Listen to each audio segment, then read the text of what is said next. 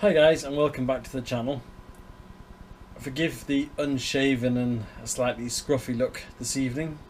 I've been working from home today, so I do take the opportunity perhaps not to have to dress up because I'm working from home. I really enjoy working from home. I get way more done than I do when I'm in the office. Probably 2 or 3 days worth of work gets done in one day when I'm working from home. And I find it quite curious that some companies don't like it, but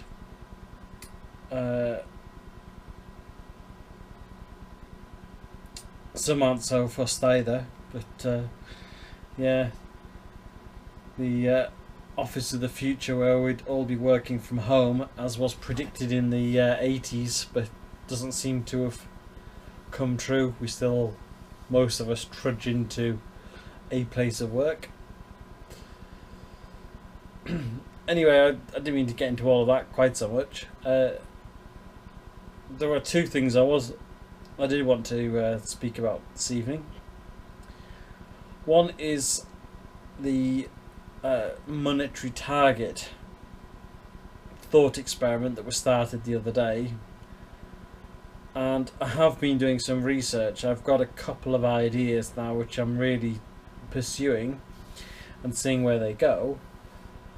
But one thing that has struck me is that actually, with a bit of scratching around, it's amazing actually you can find opportunities relatively easily to make some more money.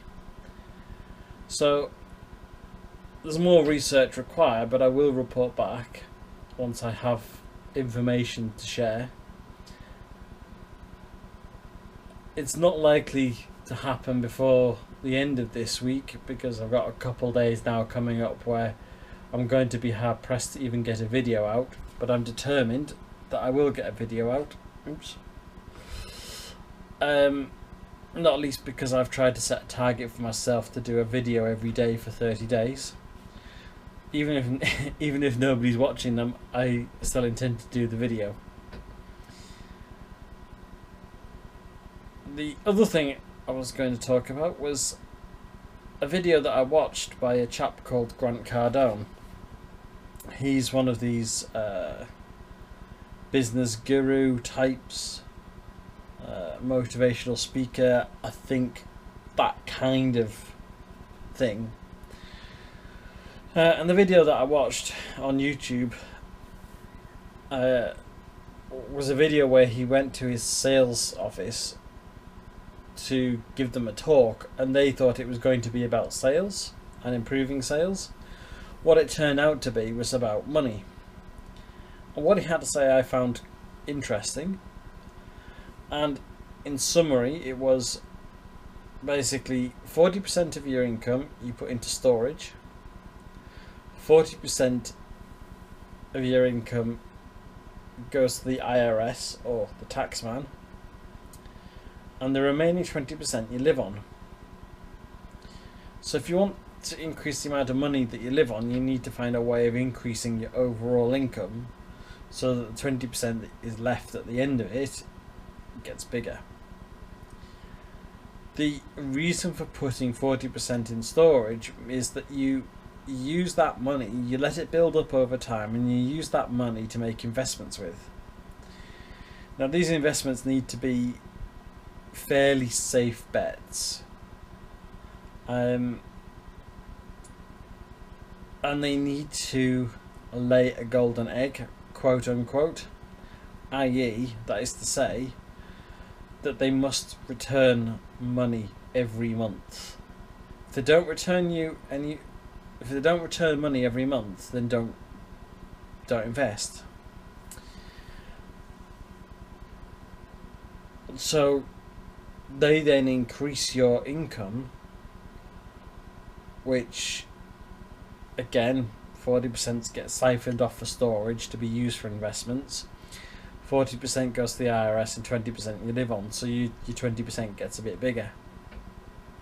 And in time, you'll generate enough of these investments to have a reasonable passive income. So every month, passively, you'll earn more and more, which again then starts feeding into the cycle.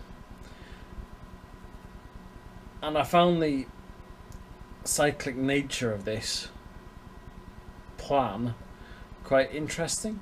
Yes, I can imagine to start with that living on 20%, especially if you're used to spending all of your income every month, could be quite difficult. But I can also see the advantage that after 5 years or 10 years, you could start generating quite a substantial passive income. Certainly, you know, up to the point where you could consider leaving your full-time job and you could live off your passive income. It's probably not recommended to do that because you want to continue feeding money into the system, and the only way to do that really is through your full-time job or by doing work of some description. But yeah, I'm certainly going to consider that as a blueprint to follow. I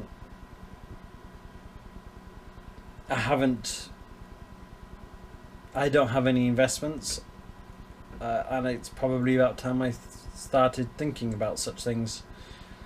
So yeah, let's just see how the first idea goes about earning this extra money by the end of August, and then on the back of that we'll maybe think about implementing this other idea from Grant Cardone and see where that takes us, and see whether or not this whole 40% being put in storage and then reinvested is going to be beneficial. I appreciate that's going to be a longer term thing to find out whether that works or not, but there's no harm in starting doing it.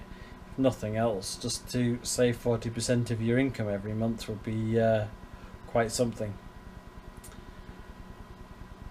Anyway, I've spoken long enough. The video, by the way, that I watched, the Grant Cardone video, I've put a link for that in the description below, so you can also hear it from the horse's mouth rather than my summary version, and you may glean other nuggets out of it that I've perhaps missed, but I'd certainly recommend watching it. Anyway, that's it for tonight. Until tomorrow, bye for now.